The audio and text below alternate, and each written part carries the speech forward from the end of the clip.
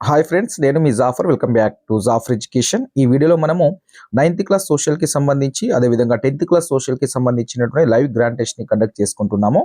Already morning నేను 9 AM కి 9th class సోషల్కి సంబంధించి ఒక లైవ్ గ్రాండ్ టెస్ట్ని కండక్ట్ చేయడం జరిగింది.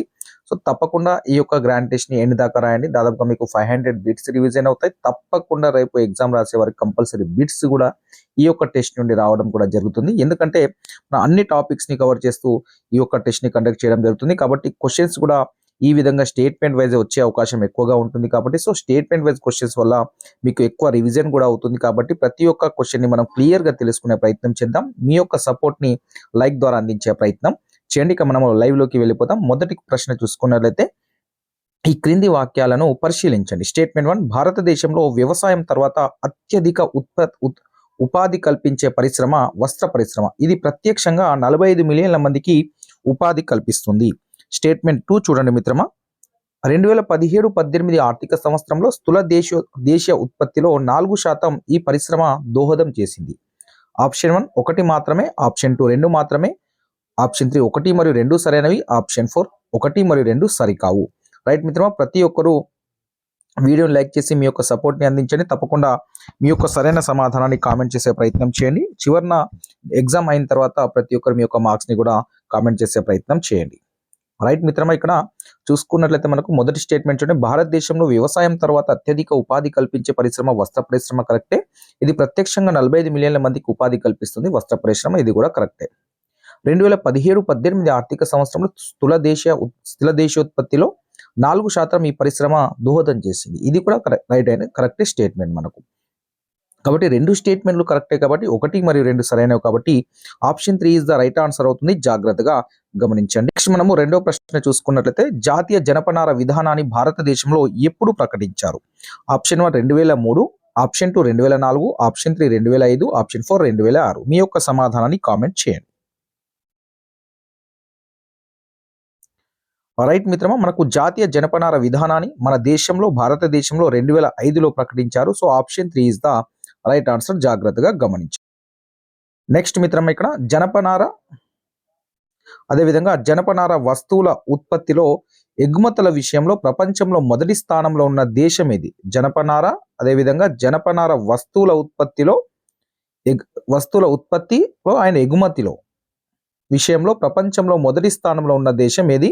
డిఎస్సి 2024 క్వశ్చన్ రావడం జరిగింది. Option 1 Bharatadesam, option 2 Bangladesh, option 3 Indonesia, option 4 Myanmar. So మీ యొక్క సమాధానాన్ని కామెంట్ చేయండి.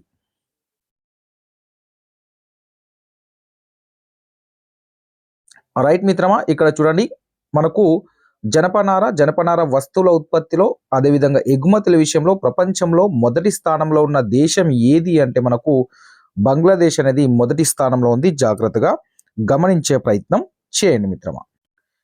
నెక్స్ట్ ప్రశ్న ఇక్కడ చూసుకున్నట్లయితే మిత్రమా, మనం జాగ్రత్తగా గమనించండి.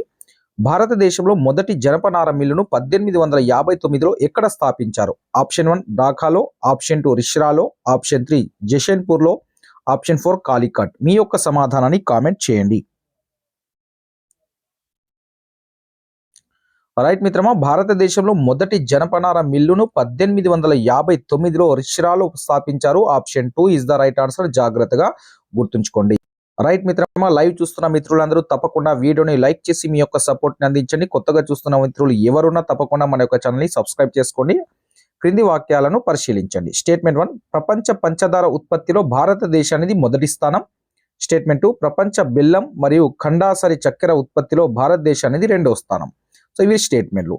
ఆప్షన్ 1 1 మాత్రమే సరైనది, ఆప్షన్ 2 2 మాత్రమే సరైనది, ఆప్షన్ 3 1 మరియు 2 సరైనవి, ఆప్షన్ 4 1 మరియు 2 సరికావు. మీ యొక్క సమాధానాన్ని కామెంట్ చేయండి.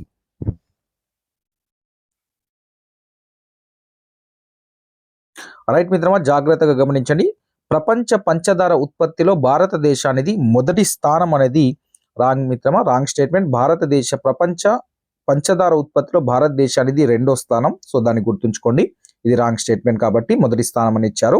అదేవిధంగా ప్రపంచ బెల్లం మరియు ఖండసరి చక్కెర ఉత్పత్తిలో భారతదేశానికి రెండో స్థానం. ఇక్కడ చూసుకున్నట్లయితే ప్రపంచంలో బెల్లం మరియు ఖండసర చక్కెర ఉత్పత్తిలో భారతదేశానికి మొదటి స్థానము.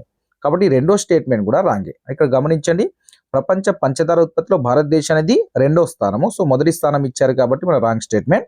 ప్రపంచ బెల్లం మరియు కండసరి చక్కెర ఉత్పత్తిలో భారతదేశం అనేది మొదటి స్థానం, కానీ ఇక్కడ స్టేట్మెంట్లో రెండో స్థానం ఉంది కాబట్టి ఇది కూడా రాంగే. కాబట్టి రెండు స్టేట్మెంట్లు రాంగే కాబట్టి option 4 is the right answer అవుతుంది. జాగ్రత్తగా గమనించే ప్రయత్నం చేయండి. నెక్స్ట్ ప్రశ్న చూడండి మిత్రమా, మొన్న మనకు చాలా క్వశ్చన్స్ అనేటివి ఈ విధంగా మన సోషల్ రాసినటువంటి జనవరి 2 రోజు ఎగ్జామ్ రాసిన మిత్రులందరికీ క్వశ్చన్స్ ఎక్కువగా సోషల్ నుండి ఈ విధంగా స్టేట్మెంట్ వైజ్ ప్రశ్నలు రావడం జరిగింది. కాబట్టి అందుకనేసే ఈ గ్రాండ్ టెస్ట్ ని కండక్ట్ చేయడం జరుగుతుంది జాఫర్ ఎడ్యుకేషన్. తప్పకుండా ప్రతి ఒక్కరు వీడియోని లైక్ చేసి మీ యొక్క సపోర్ట్ని అందించండి.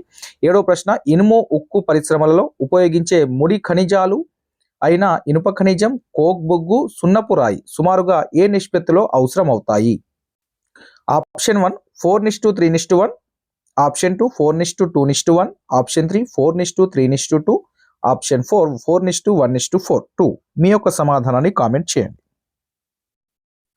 చూడండి మిత్రమా, ఇనుము ఉక్కు పరిశ్రమలలో ఉపయోగించే ముడి ఖనిజాలైన ఇనుప ఖనిజం అనేది, అదేవిధంగా కోక్ బొగ్గు అనేది, సున్నపు రాయి అనేది ఏ నిష్పత్తిలో అవసరం అవుతాయంటే మనకు ఇనుప ఖనిజం అనేది 4%, అదేవిధంగా మనకు కోక్ బొగ్గు 2, అదేవిధంగా సున్నపు రాయి అనేది 1, 4:2:1 నిష్పత్తిలో ఇవి అయితే అవసరం అవుతాయి, మన ఇనుప ఖనిజం, కోక్ బొగ్గు, సున్నపు రాయి. So option 2 is the right answer అవుతుంది. జాగ్రత్తగా గమనించండి.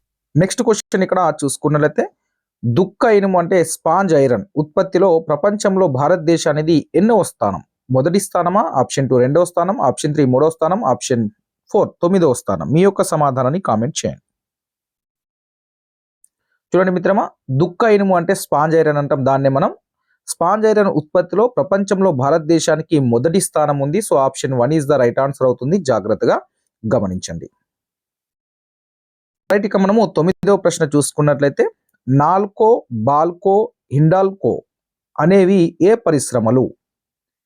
ఇనుము ఉక్కు పరిశ్రమల, ఆప్షన్ 2 వస్త్ర పరిశ్రమల, ఆప్షన్ 3 అల్యూమినియం పరిశ్రమల, ఆప్షన్ 4 పెట్రోలియం ఉత్పత్తి పరిశ్రమల? సో మీ యొక్క సమాధానాన్ని కామెంట్ చేయండి. చూడండి మిత్రమా, ఇక్కడ నాల్కో, బాల్కో, హిండల్కో అనే పరిశ్రమలు అల్యూమినియానికి సంబంధించినటువంటి పరిశ్రమలు, వాటి యొక్క పేర్లు. సో జాగ్రత్తగా గుర్తుంచుకోండి. నెక్స్ట్ క్వశ్చన్ చూసుకున్నట్లయితే, ఈ క్రింది వాక్యాలను పరిశీలించండి. ఆప్షన్ 1, ప్రపంచ నత్రజని ఎరువుల ఉత్పత్తిలో భారతదేశానికి 3వ స్థానం. స్టేట్మెంట్, గుజరాత్లోని హజీరా వద్ద ఫెర్టిలైజర్ కార్పొరేషన్ ఆఫ్ ఇండియా ఆధ్వర్యంలో సహకార రంగంలో ఒక ఎరువుల కర్మాగారం ఉంది. ఇది స్టేట్మెంట్ 2. ఆప్షన్ 1 1 మాత్రమే సరైనది, ఆప్షన్ 2 2 మాత్రమే సరైనది, ఆప్షన్ 3 1 మరియు 2 సరైనవి, ఆప్షన్ 4 1, 2 సరికావు. సో మీ యొక్క సమాధానాన్ని కామెంట్ చేయండి. రైట్ మిత్రం, ఒకసారి స్టేట్మెంట్లు గమనిద్దాం. ప్రపంచ నత్రజని ఎరువుల ఉత్పత్తిలో భారతదేశానికి 3వ స్థానం అనేది రైట్ స్టేట్మెంట్. రెండో స్టేట్మెంట్ చూడండి, గుజరాత్లోని హాజీరా వద్ద ఫెర్టిలైజర్ కార్పొరేషన్ ఆఫ్ ఇండియా ఆధ్వర్యంలో సహకార రంగంలో ఒక ఎరువుల కర్మాగారం ఉంది. ఇది కూడా రైట్ స్టేట్మెంట్. రెండు స్టేట్మెంట్లు సరైనవే కాబట్టి option 3 is the right answer. 1 మరియు 2 సరైనవి. జాగ్రత్తగా బిట్స్ అన్ని మీరు గుర్తుంచుకునే ప్రయత్నం చేయండి. తప్పకుండా మీకు చాలా యూస్ఫుల్ అవుతుంది రేపటి ఎగ్జామ్లో, రేపు రాయబోయే ఇంకా స్కూల్ అసిస్టెంట్ వాళ్ళందరికీ. అదేవిధంగా పేపర్ 1 వారికి కూడా యూజ్ అవుతుంది. తప్పకుండా చూసే ప్రయత్నం చేయండి ప్రతి ఒక్కరు. భారతదేశంలో మొదటి సిమెంట్ కర్మాగారాన్ని 1904లో ఎక్కడ స్థాపించారు? ఆప్షన్ 1 చెన్నైలో, ఆప్షన్ 2 కలకత్తా దగ్గరలోని రిస్రాలో, ఆప్షన్ 3 జషన్పూర్లో, ఆప్షన్ 4 బీహార్లో. మీ యొక్క సమాధానాన్ని కామెంట్ చేయండి. రైట్ మిత్రమా, చూసుకున్నట్లయితే ఇక్కడ మనకు భారతదేశంలో మొదటి సిమెంట్ కర్మాగారాన్ని 1904లో చెన్నైలో స్థాపించారు. So option 1 is the right answer అవుతుంది. గమనించండి. నెక్స్ట్ ఇక్కడ 12వ ప్రశ్న చూసుకున్నట్లయితే, భారతదేశంలోని ఏ నగరాన్ని ఎలక్ట్రానిక్స్ క్యాపిటల్ ఆఫ్ ఇండియా అని పిలుస్తారు? గతంలో టెట్లో వచ్చినటువంటి ప్రశ్న ఇది. Option 1 Mumbai, option 2 Delhi, option 3 Chennai, option 4 Bengaluru. So మీ యొక్క సమాధానాన్ని కామెంట్ చేయండి.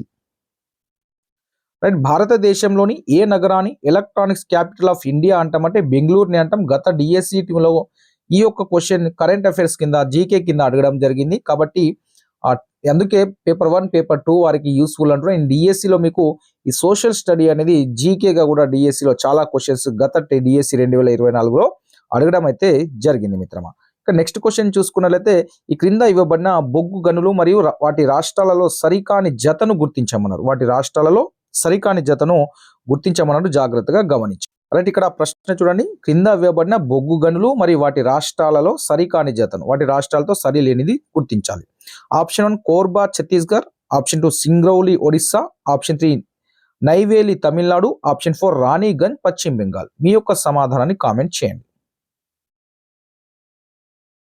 చూడండి మిత్రమా, ఇక్కడ బొగ్గు గనులు మరియు వాటి రాష్ట్రాలలో సరికాని జత చూసుకున్నట్లయితే దీంట్లో మనకు కోర్బా ఛత్తీస్గఢ్ అనేది సరైన జత, అదేవిధంగా నైవేలి తమిళనాడు కూడా సరైన జతనే, రాణిగంజ్ అండ్ పశ్చిమ బెంగాల్ కూడా సరైనది. అంటే బొగ్గు గనులు వాటి రాష్ట్రాలతో సరైన జతలు ఇవి.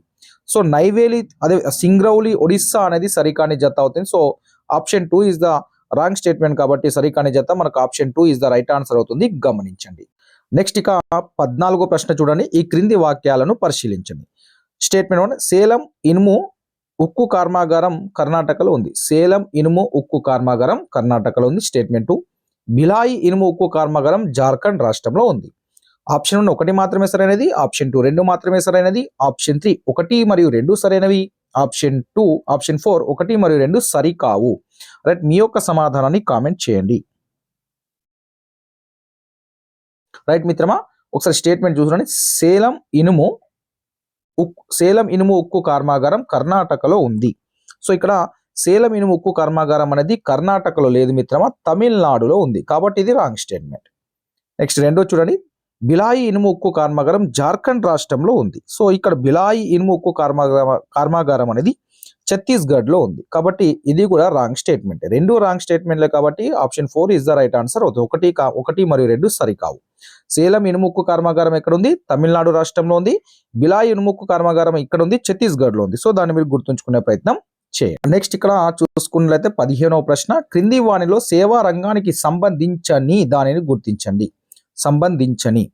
ఆప్షన్ 1 డాక్టర్లు, ఆప్షన్ 2 ఇంజనీర్లు, ఆప్షన్ 3 జంతువుల పెంపకం, ఆప్షన్ 4 ఉపాధ్యాయులు. సో మీ యొక్క సమాధానాన్ని కామెంట్ చేయండి. సేవా రంగానికి సంబంధించని గుర్తించాలి. రైట్, ఈజీగా ఆన్సర్ చేయొచ్చును. మనకు సేవా రంగానికి సంబంధించినవి మనకు తెలుసు. డాక్టర్ సేవా రంగము, ఇంజనీర్ సేవా రంగము, ఉపాధ్యాయులు కూడా సేవా రంగం. కానిది ఏదంటే జంతువుల పెంపకం. కాబట్టి option 3 is the right answer అవుతుంది. నెక్స్ట్ క్వశ్చన్ ఇక్కడ చూసుకున్నట్లయితే, భద్రావతి ఇనుము ఉక్కు కర్మాగారం ఎక్కడ ఉంది? Option 1 Tamil Nadu, option 2 Karnataka, option 3 Odisha, option 4 Jharkhand. So చూడండి మిత్రమా, ఈ కర్మాగారాలకు సంబంధించి మీకు జతపరిచే ప్రశ్న కూడా ఇచ్చే అవకాశం ఉంటుంది, లేదా స్టేట్మెంట్స్ ఇచ్చి కింది వాళ్ళలో సరైనది సరికానిది అడగొచ్చు. కాబట్టి వీటి యొక్క అవగాహన మనకు ఉండాలి, ఏది ఎక్కడ ఉన్నది అనేది. కాబట్టి జాగ్రత్తగా గమనించే ప్రయత్నం చేయండి. మనకు భద్రావతి ఇనుముకు కర్మాగారం వచ్చేసరికి కర్ణాటకలో ఉంది. సో జాగ్రత్తగా గుర్తుంచుకోండి, కర్ణాటక భద్రావతి అని. సో మీరు ఈజీగా ఐడెంటిఫై చేయవచ్చును. నెక్స్ట్ ఇక 17వ ప్రశ్న చూసుకున్నట్లయితే, క్రింది వాణిలో సేవల రంగానికి సంబంధించని దానిని గుర్తించండి. సో ఆప్షన్ 1 త్రివిధ దళాలకు చెందిన సైనికులు, ఆప్షన్ 2 వైద్య సేవలు అందిస్తున్నవారు, ఆప్షన్ 3 ప్రభుత్వ పరిపాలన అందిస్తున్నవారు, ఆప్షన్ 4 పశు పోషకులు. రైట్, మనం ఈజీగా ఆన్సర్ చేయొచ్చు. సంబంధించని అడిగారు కాబట్టి సో సేవా రంగానికి సంబంధించినది పశు పోషకులు అవుతుంది. So option 4 is the right answer అవుతుంది, గమనించండి. ఇక్కడ ఒక విషయాన్ని గమనించండి మిత్రమా, మీరు వ్యవసాయం కావచ్చు, అదేవిధంగా అటవీ, మత్స్య సంపద, జంతు సంపద అనేది దేనికి సంబంధించింది? ప్రాథమిక రంగానికి సంబంధించినవి కాబట్టి సో జాగ్రత్తగా గమనించే ప్రయత్నం చేయండి. పశు పోషకాలు అనేది మనకు జంతు సంపద కిందకి వస్తుంది. ఇది ప్రాథమిక రంగానికి సంబంధించి వ్యవసాయము, అటవీ, మత్స్య సంపద, జంతు సంపద. సో ఇవి ప్రాథమిక రంగానికి సంబంధించినవి. సో సేవా రంగానికి సంబంధించినవి కావు. కాబట్టి మీరు దాన్ని గమనించే ప్రయత్నం చేయండి మిత్రమా.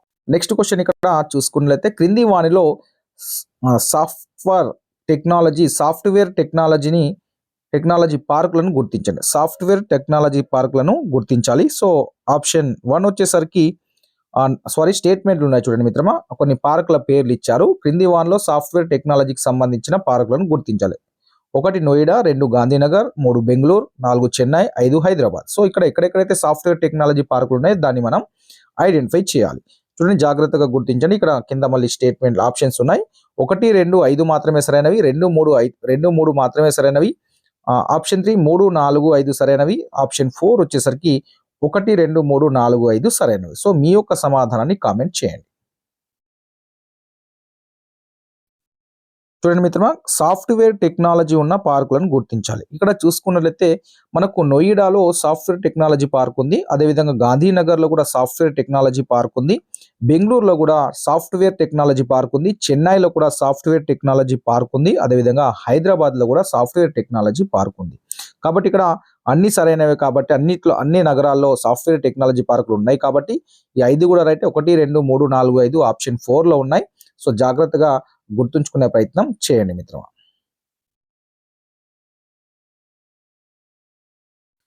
నెక్స్ట్ క్వశ్చన్ చూసుకున్నట్లయితే భారతదేశంలో బ్యాంకింగ్ వ్యవస్థను పర్యవేక్షించే సంస్థ ఇది. Option 1 Reserve Bank of India, option 2 Federal Bank of India, option 3 State Bank of India, option 4 NABARD. మీ యొక్క సమాధానాన్ని కామెంట్ చేయండి.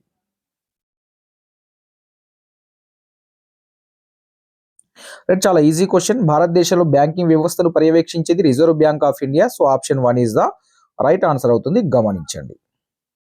నెక్స్ట్ క్వశ్చన్ చూసుకున్నట్లయితే ప్రజలు తీసుకుంటున్నటువంటి రుణాలు వారి ఆదాయ స్థితిని మెరుగుపరచకపోగా వారి స్థితిని ఇంతకు ముందు ఉన్న స్థితి కన్నా దిగజార్చడాన్ని ఏమని పిలుస్తారు? ఆప్షన్ 1 ఆర్థిక అభివృద్ధి, ఆప్షన్ 2 ఆర్థిక వృద్ధి, ఆప్షన్ 3 సుస్థిర అభివృద్ధి, ఆప్షన్ 4 అప్పుల్లో చిక్కుకోవడము. సో మీ యొక్క సమాధానాన్ని కామెంట్ చేయండి.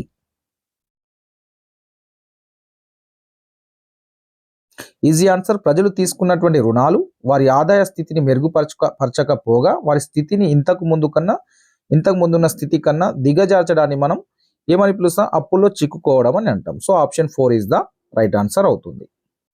నెక్స్ట్ క్వశ్చన్ చూసుకున్నట్లయితే ఇక్కడ క్రిందే ఇచ్చిన వాటిలో వేటిని పూచీకత్తుగా చూపించి బ్యాంకుల నుండి రుణాలను తీసుకోవచ్చు? ఆప్షన్ చూడండి, 5 ఇచ్చారు. 1 భూమికి సంబంధించిన రిజిస్ట్రేషన్ పట్టాలు, 2 బ్యాంక్ డిపాజిట్లు, 3 బంగారము, 4 భవనాలు, 5 పశు సంపద. సో ఇవి ఏవి రైటో మీరు చూడండి. 5 ఆప్షన్ 1 1, 3, 4 మాత్రమే సరైనవి. ఆప్షన్ 2 1, 2, 3, 4 మాత్రమే సరైనవి. ఆప్షన్ 3 1, 3, 4, 5 సరైనవి. ఆప్షన్ 4 1, 2, 3, 4, 5 సరైనవి. మీ యొక్క స్టేట్మెంట్, మీ యొక్క ఆన్సర్ని కామెంట్ చేయండి. మనం అంతా బ్యాంకులకు వెళ్తూ ఉంటాం. సో ఇక్కడ ఈజీ ఆన్సర్, మనం బ్యాంకుల నుండి రుణాలు తీసుకునేటప్పుడు వారు అడుగుతున్న విషయాలు ఏంటి? రిజిస్ట్రేషన్ పట్టా ల్యాండ్ అడుగుతారు క్రాప్ లోన్ కోసం. బ్యాంక్ డిపాజిట్లను కూడా చూపించవచ్చును. అదేవిధంగా బంగారం ఉంటే బంగారంతో కూడా రుణాలు తీసుకోవచ్చును. అదేవిధంగా భవనాలు, హౌస్ లోన్స్ కూడా తీసుకోవచ్చు. పశు సంపద మీద కూడా మనము లోన్స్ అనేటివి, రుణాలు అనేటివి తీసుకోవచ్చు. కాబట్టి ఈ 5 కూడా కరెక్టే. కాబట్టి option 4 is the right answer. 1, 2, 3, 4, 5 సరైనవి. నెక్స్ట్ క్వశ్చన్ 22ది చూసుకున్నట్లయితే క్రింది వాక్యాలను పరిశీలించండి. బ్యాంకులు సహకార సంఘాల నుండి తీసుకునే రుణాలను నియత రుణాలు అంటాము. రెండో ప్రశ్న, వడ్డీ వ్యాపారస్తులు, వర్తకులు, యాజమాన్యులు, స్నేహితులు, బంధువుల దగ్గర నుండి తీసుకున్న రుణాలను అనియత రుణాలు అని పిలుస్తాము. ఆప్షన్ 1 1 మాత్రమే సరైనది. ఆప్షన్ 2 2 మాత్రమే సరైనది. ఆప్షన్ 3 1 మరియు 2 సరైనవి. ఆప్షన్ 4 1 మరియు 2 సరికానివి. సో మీ యొక్క సమాధానాన్ని కామెంట్ చేయండి. రైట్ మిత్రమా, ఇక్కడ చూసుకున్నట్లయితే బ్యాంకులు సహకార సంఘాల నుండి తీసుకునే రుణాలను నియత రుణాలు అంటాము. ఇది కరెక్టే. వడ్డీ వ్యాపారస్తులు, వర్తకులు, యాజమాన్యులు, అదేవిధంగా స్నేహితులు మరియు బంధువుల దగ్గర నుండి తీసుకున్న రుణాలను అనియత రుణాలు అంటాం. ఇది కరెక్ట్. 2 స్టేట్మెంట్లు సరైనవి కాబట్టి 1 మరియు 2 సరైనవి. Option 3 is the right answer అవుతుంది, గమనించండి. మనకు ప్రతిసారి సంబంధించి బ్యాంకులకు సంబంధించి క్వశ్చన్స్ వస్తున్నాయి. మొన్న స్టేషన్ వారికి కూడా వచ్చాయి. గ్రామీణ ప్రజలకు ఎక్కువ మొత్తంలో నియత రుణాలు అందించడానికి ఏర్పడిన సంస్థ ఇది. అంటే గ్రామీణ ముఖ్యంగా వ్యవసాయ రంగ అభివృద్ధికి సంబంధించి. So option 1 Reserve Bank of India, option 2 NABARD, option 3 State Bank of India, option 4 ICICI bank. So మీ యొక్క సమాధానాన్ని కామెంట్ చేయండి. చాలా మంది అయితే ఎక్కువగా మనం ఈ దీంట్లో ఎక్కువ ఆన్సర్ పెట్టడానికి reserve Bank of India, NABARD ఇట్లా మనం చూస్తుంటాం. కాబట్టి నాబార్డ్ అనగానే వ్యవసాయ రంగం, గ్రామీణ ప్రజలకు ఎక్కువ మొత్తంలో నియత రుణాలు ఇచ్చేది సంస్థ ఏదంటే నాబార్డ్ ఇస్తుంది. So option 2 is the right answer అవుతుంది, గమనించండి. నెక్స్ట్ 24వ ప్రశ్న చూసుకున్నట్లయితే మిత్రమా, ఏఈపిఎస్ అనగా అడిగారు. దాని యొక్క full form. Option 1 automatic enabled payment సిస్టమా, ఆప్షన్ 2 ఆధార్ ఎనేబుల్డ్ పేమెంట్ సిస్టమా, ఆప్షన్ 3 అడ్వాన్స్డ్ ఎలక్ట్రానిక్ పేమెంట్ సిస్టమా, ఆప్షన్ 4 ఆధార్ ఎలక్ట్రానిక్ పేమెంట్ సిస్టమా. మీ యొక్క సమాధానాన్ని కామెంట్ చేయండి. రైట్ మిత్రమా, ఏఈపిఎస్ అంటే Aadhaar enable payment system. So AEPS అంటాము. So option 2 is the right answer, Aadhaar enabled payment system. జాగ్రత్తగా గుర్తుంచుకోండి. ఇక్కడ నెక్స్ట్ క్వశ్చన్ గమనించినట్లయితే క్రింది వానిలో ఏఈపిఎస్ ద్వారా లభించు సేవలను గుర్తించండి. ఆప్షన్ చూడండి, ఇక్కడ స్టేట్మెంట్లు ఉన్నాయి. నగదు తీసుకొనుట, రెండోది నగదు డిపాజిట్, మూడోది నిల్వ తెలుసుకొనుట, నాలుగోది నగదు బదిలీ. చూడండి 1 మరియు 2 మాత్రమే సరైనవి దీంట్లో. మరి ఆప్షన్ 2 1, 2, 3 సరైనవి. ఆప్షన్ 3 1, 3, 4 సరైనవి. ఆప్షన్ 4 వచ్చేసరికి 1, 2, 3, 4 సరైనవి. సో మీ యొక్క కామెంట్ చేయండి. రైట్ మిత్రం, ఇక్కడ చూసుకున్నట్లయితే మనం ఏఈపిఎస్ ద్వారా నగదు తీసుకుంటాము, నగదు డిపాజిట్ చేయొచ్చును, నిల్వ తెలుసుకోవచ్చును, నగదు బదిలీ ట్రాన్స్ఫర్ కూడా చేయవచ్చును. సో ఇక్కడ ఇవి అన్ని కరెక్టే కాబట్టి option 4 is the right answer. 1, 2, 3, 4 సరైనవి, జాగ్రత్తగా గుర్తించండి. ఎగ్జామ్ రాయబోయే మిత్రమా టెన్షన్ పడకండి. టెక్స్ట్ బుక్ దాటి క్వశ్చన్ అనేది రాదు. మళ్ళీ చెప్తున్నాను, స్కూల్ అసిస్టెంట్ మిత్రులు ఎవరున్నా మీకు 10th క్లాస్ని దాటి ప్రశ్న రాదు మిత్రమా. అదేవిధంగా పేపర్ 1 మిత్రులు 1 to 8th క్లాస్ వరకు ఎనఫ్ మిత్రమా. కొంచెం డిఫికల్ట్ లెవెల్ అడగాలి అనుకుంటే మీకు ఈవీఎస్లో సో మీకు 6th 7th వెళ్ళి 8th వెళ్ళి ఎక్కువ క్వశ్చన్స్ వస్తాయి. సో అటు మళ్ళీ 9th 10th వెళ్ళి ప్రశ్న రాదు. ఓన్లీ 10th స్కూల్ అసిస్టెంట్ వారికి మాత్రమే 9th 10th వెళ్ళి ఎక్కువ క్వశ్చన్స్ వస్తాయి టెట్లో. సో డిఎస్సిలో ఎడ్జిటి వాళ్ళకి కొన్ని లింకప్ టాపిక్స్ 9th 10th వెళ్ళి క్వశ్చన్స్ వచ్చే అవకాశం ఉంటుంది. దాన్ని గమనించండి. టెట్ రాసే మిత్రులు అయితే తప్పకుండా టెన్షన్ పడకండి. ప్రతి క్వశ్చన్ టెక్స్ట్ బుక్ లో ఉంటుంది. మనం కండక్ట్ చేసినటువంటి టెస్ట్లకు వెళ్ళి కూడా నెంబర్ ఆఫ్ క్వశ్చన్స్ మీకు రాబోతున్నాయి మిత్రులు. తప్పకుండా మీరు సరిగా ఆన్సర్ చేయగలిగితే సరిపోతుంది. కరెక్ట్ క్వశ్చన్స్ చదివి కరెక్ట్ ఆన్సర్ చేస్తే సరిపోతుంది మిత్రమా. ఇక నెక్స్ట్ ఇక్కడ భారతదేశ రుణ పెట్టుబడుల సర్వే 2003 ప్రకారం ఈ కింది వాక్యాలను పరిశీలించండి. స్టేట్మెంట్ 1, ధనిక కుటుంబాలు తక్కువ వడ్డీతో నియత రుణాలు అధికంగా పొందుతున్నారు. స్టేట్మెంట్ 2, పేద కుటుంబాలు అధిక వడ్డీతో రుణాలను ఎక్కువ మొత్తంలో పొందుతున్నారు. సో జాగ్రత్తగా సర్వేకి సంబంధించి ఆ స్టేట్మెంట్లు ఇచ్చారు. ఏది సరైనదో మనం గుర్తించాలి. 1 మాత్రమే సరైనదా, 2 మాత్రమే సరైనదా, 1 మరియు 2 సరైనవా, 1, 2 సరికావు. సో మీ యొక్క సమాధానాన్ని కామెంట్ చేయండి. చూడండి మిత్రమా, భారతదేశ రుణ పెట్టుబడుల సర్వే 2003 ప్రకారము ధనిక కుటుంబాలు తక్కువ వడ్డీతో నియత రుణాలు అధికంగా పొందుతున్నారు. ఇది కరెక్టే, బ్యాంకు వాళ్ళు ఇస్తా ఉన్నారు. పేద కుటుంబాలు అధిక వడ్డీతో రుణాలను ఎక్కువ మొత్తంలో పొందుతున్నారు. ఇది కరెక్టే. 2 స్టేట్మెంట్లు కరెక్టే కాబట్టి option 3 is the right answer. 1 మరియు 2 సరైనవే. నెక్స్ట్ క్వశ్చన్ చూసుకున్నట్లయితే మిత్రమా, SHG అంటే స్వయం సహాయక బృందాలు, సెల్ఫ్ హెల్ప్ గ్రూప్స్ అంటాం. వీటిని డ్వాక్రా గ్రూప్స్ అంటాం. SHGకి సంబంధించి క్రింది వాక్యాలను పరిశీలించండి. ఆప్షన్ 1, SHGలో 15 నుంచి 20 మంది ఒకే ప్రాంతానికి చెందిన వారు సభ్యులుగా ఉంటూ నిరంతరం కలుస్తూ వారికి డబ్బును పొదుపు చేస్తారు. సో జాగ్రత్తగా స్టేట్మెంట్లను చదవండి. స్టేట్మెంట్ 2, SHGలో సభ్యులైన పేద మహిళలకు బ్యాంకులు ఎలాంటి పూచీకత్తు లేకుండా రుణాలు ఇస్తున్నాయి. సో ఆప్షన్ 1 1 మాత్రమే సరైనది. ఆప్షన్ 2 2 మాత్రమే సరైనది. ఆప్షన్ 3 1 మరియు 2 సరైనవి. ఆప్షన్ 4 1 మరియు 2 సరికావు. మీ యొక్క సమాధానాన్ని కామెంట్ చేయండి. చూడండి ఇక్కడ స్టేట్మెంట్ చూడండి. SHGలో 15 నుంచి 20 మంది ఒకే ప్రాంతానికి చెందిన వారికి సభ్యులుగా ఉంటూ నిరంతరం కలుస్తూ వారి డబ్బును పొదుపు చేస్తారు. ఇది కరెక్టే. వారు పొదుపుగా వారి యొక్క అకౌంట్లో ఉంచుకుంటారు. ఆ డోక్రా గ్రూపు ఒక గ్రూప్కి సంబంధించి. అదేవిధంగా SHGలో సభ్యులైన పేద మహిళలకు బ్యాంకులు ఎలాంటి పూచీకత్త లేకుండా రుణాలు ఇస్తుంది. ఇది కూడా కరెక్టే. సో ఈ 2 స్టేట్మెంట్లు సరైనవే కాబట్టి option 3 is the right answer అవుతుంది. 1 మరియు 2 సరైనవి. నెక్స్ట్ ఇక 28వ ప్రశ్న, వస్తువులు మరియు సేవల యొక్క ధరలు నిరంతరం పెరుగుతూ ఉండడాన్ని ఏమని పిలుస్తాము? ఆర్థిక పెరుగుదలనా, ఆప్షన్ 2 ద్రవ్యోల్బణమా, ఆప్షన్ 2 డిమాండ్ పెరగడమా, ఆప్షన్ 2 ధరలు పెరగటమా? సో మీ యొక్క సమాధానాన్ని కామెంట్ చేయండి. వస్తువులు మరియు సేవల యొక్క ధరలు నిరంతరం పెరుగుతూ ఉండడాన్ని ఏమంటాము? రైట్ మిత్రమా, వస్తువులు మరియు సేవల యొక్క ధరలు నిరంతరం పెరుగుతూ ఉండడాన్ని మనము ద్రవ్యోల్బణం అంటాము. Option 2 is the right answer. Next ఇక 29వ ప్రశ్న చూడండి. వినియోగదారుల ధరల సూచికలో భాగం కాని సూచిని గుర్తించండి. CPI అంటాం దాన్నే మనం. ఆప్షన్ 1 పారిశ్రామిక ఉద్యోగుల వినియోగదారుల ధరల సూచిక. ఆప్షన్ 2 టోకు ధరల సూచిక. ఆప్షన్ 3 పట్టణ ప్రాంతంలోని ఉద్యోగుల వినియోగదారుల ధరల సూచిక. ఆప్షన్ 4 వ్యవసాయ కార్మికుల వినియోగదారుల ధరల సూచిక. మీ యొక్క సమాధానాన్ని జాగ్రత్తగా కామెంట్ చేయండి. రైట్ మిత్రమా, ఇక్కడ చూడండి వినియోగదారుల ధరల సూచికలో భాగం కానిది ఏంటి అంటే ఇక్కడ టోకు ధరల సూచిక అనేది వినియోగదారుల ధరల సూచికలో భాగం కాదు కాబట్టి option 2 is the right answer. మిగిలిన అంశాలు ఏవైతే ఉన్నాయో పారిశ్రామిక ఉద్యోగుల వినియోగదారుల సూచిక అనే CPIలో భాగంగా ఉంటుంది. పట్టణ ప్రాంతంలో ఉద్యోగుల వినియోగదారుల ధరల సూచిక కూడా CPIలో భాగంగా ఉంటుంది. వ్యవసాయ కార్మికుల వినియోగదారుల ధరల సూచిక కూడా CPIలో భాగంగా ఉంటుంది. సో ఒక టోకు ధరల సూచిక అనేది CPIలో భాగం కాదు, గమనించండి.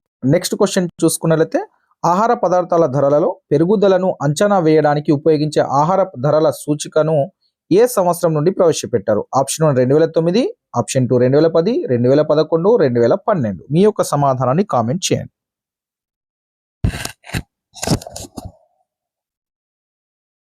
రైట్ మిత్రమా, ఇక్కడ చూసుకున్నట్లయితే ఆహార పదార్థాల ధరల పెరుగుదలను అంచనా వేయడానికి ఉపయోగించే ఆహార ధరల సూచికను 2009లో ప్రవేశపెట్టారు. So option 1 is the right answer, గమనించండి. నెక్స్ట్ క్వశ్చన్ చూసుకున్నట్లయితే NAFED అనగా ఏంటిది? సో ఇటు యొక్క ఫుల్ ఫామ్ అడిగారు. చూడండి option 1 national agriculture cooperative marketing federation of India limited. Option 2 national agriculture forest ecological development. Option 3 national agriculture federation of environment development. Option 4 national agriculture farmers educational development. మీ యొక్క సమాధానాన్ని comment చేయండి. NAFED అనగా right మిత్రమా, NAFED అంటే N అంటే national, A అంటే agriculture, F అంటే national agriculture cooperative marketing federation of India limited is the right answer అవుతుంది. So option 1 is the right answer. National agriculture cooperative marketing federation of India limited అనేది మనకు సరైన సమాధానం అవుతుంది. So జాగ్రత్తగా మీరు గుర్తుంచుకునే ప్రయత్నం చేయండి. ఈ యొక్క ఫుల్ ఫామ్ ని వచ్చే అవకాశం కూడా ఉంది రేపటి సెషన్ లో కావచ్చు, నెక్స్ట్ సెషన్లలో కావచ్చు. నెక్స్ట్ క్వశ్చన్ చూసుకున్నట్లయితే ఇక్కడ పార్లమెంట్ లో బడ్జెట్ ని ఎవరు ప్రవేశపెడతారు? ప్రధానమంత్రి, రాష్ట్రపతి, కేంద్ర హోంమంత్రి, కేంద్ర ఆర్థిక మంత్రి? మీ యొక్క సమాధానాన్ని కామెంట్ చేయండి. చాలా ఈజీ క్వశ్చన్. పార్లమెంట్ లో బడ్జెట్ ను ప్రవేశపెట్టేది కేంద్ర ఆర్థిక మంత్రి. So option 4 is the right answer అవుతుంది. గమనించండి. నెక్స్ట్ క్వశ్చన్ చూసుకున్నట్లయితే క్రింది వానిలో ప్రత్యక్ష పన్ను కాని దానిని గుర్తించమన్నారు. ఆప్షన్ 1 ఆదాయ పన్ను, ఆప్షన్ 2 ఆస్తి పన్ను, ఆప్షన్ 3 కార్పొరేట్ పన్ను, ఆప్షన్ 4 వస్తు సేవల పన్ను. సో కానిది ఏదో గుర్తించండి. సో ఇక్కడ చూసుకున్నట్లయితే మిత్రమా మనకు క్రింది వానిలో ప్రత్యక్ష పన్ను ఏది కాదంటే, సో ఆదాయ పన్ను అనేది ప్రత్యక్ష పన్ను అవుతుంది. సో ఆస్తి పన్ను కూడా ప్రత్యక్ష పన్ను అవుతుంది. కార్పొరేట్ పన్ను కూడా ప్రత్యక్ష పన్ను అవుతుంది. కానిది ఏదంటే వస్తు సేవల పన్ను అనేది ప్రత్యక్ష పన్ను కిందికి రాదు. కాబట్టి option 4 is the right answer. చూడండి మిత్రమా, జిఎస్టీ గురించి మొన్న ఒక ప్రశ్న వచ్చింది. వస్తు సేవల పన్నును అంటే జిఎస్టీను ఏ సంవత్సరంలో ప్రవేశపెట్టారు? Option 1 2015, option 2 2016, option 3 2017, 2018. మీ యొక్క సమాధానాన్ని కామెంట్ చేయండి.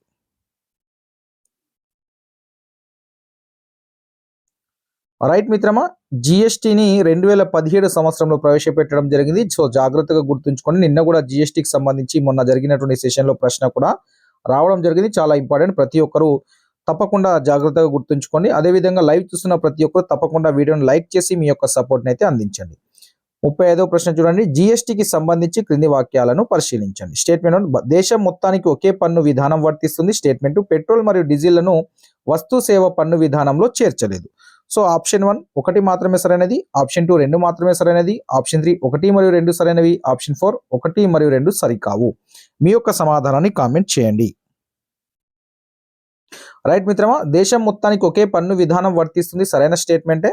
పెట్రోల్ మరియు డీజిల్లను వస్తు సేవ పన్ను విధానంలో చేర్చలేదు, ఇది కరెక్టే. సో చేర్చమని చాలా డిమాండ్ చేశారు అపోజిషన్ పార్టీస్, కానీ చేర్చలేదు. కాబట్టి ఈ 2 స్టేట్మెంట్లు సరైనవి. కాబట్టి option 3 is the right answer. 1 మరియు 2 సరైనవి. నెక్స్ట్ క్వశ్చన్ చూసుకున్నట్లయితే చాలా మంది ప్రజలు తమ మొత్తం ఆదాయాలను వెల్లడించరు లేదా వాస్తవంగా ఉన్నదానికంటే తక్కువగా చూపుతారు. ఆ ఆదాయాన్ని పైకి కనబడకుండా దాచిపెడతారు. ఈ విధంగా ఎగవేసిన పన్నును ఏమని పిలుస్తారు? అక్రమ ధనమా, నల్లధనమా, ఎగవేసిన ధనమా, ఆర్జిత ధనమా? సో మీ యొక్క సమాధానాన్ని కామెంట్ చేయండి. రైట్ మిత్రమా, సో మనం పన్ను కట్టకుండా ఎగవేసినటువంటి పన్నుని మనము దాచుకుంటే దాన్ని నల్లధనం అని అంటాం. So option 2 is the right answer అవుతుంది. నెక్స్ట్ ఇక 37వ ప్రశ్న.